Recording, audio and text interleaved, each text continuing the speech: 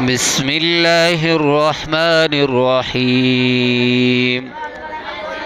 يا أيها الذين آمنوا إنما الخمر والميسر والأنصاب والأزلام رجس من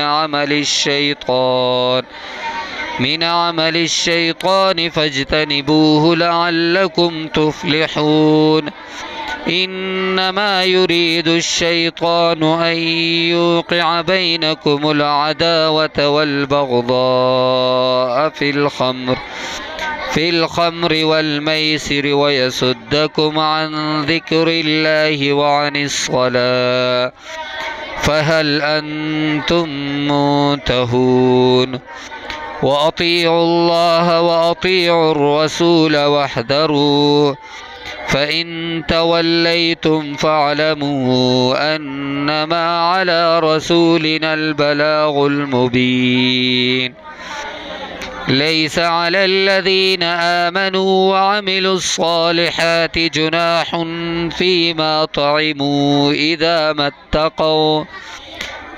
ما اتقوا وآمنوا وعملوا الصالحات ثم اتقوا وآمنوا ثم اتقوا وأحسنوا والله يحب المحسنين. يا أيها الذين آمنوا ليبلونكم الله بشيء من الصيد تناله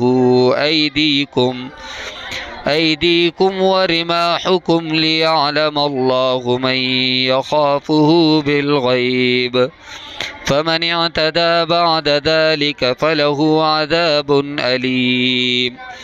يا أيها الذين آمنوا لا تقتلوا الصيد وأنتم حرم ومن قتله منكم متعمدا فجزاء مثل ما قتل من النعم يحكم به ذوى عدل منكم حديا بالغ الكعبة أو كفارة طعام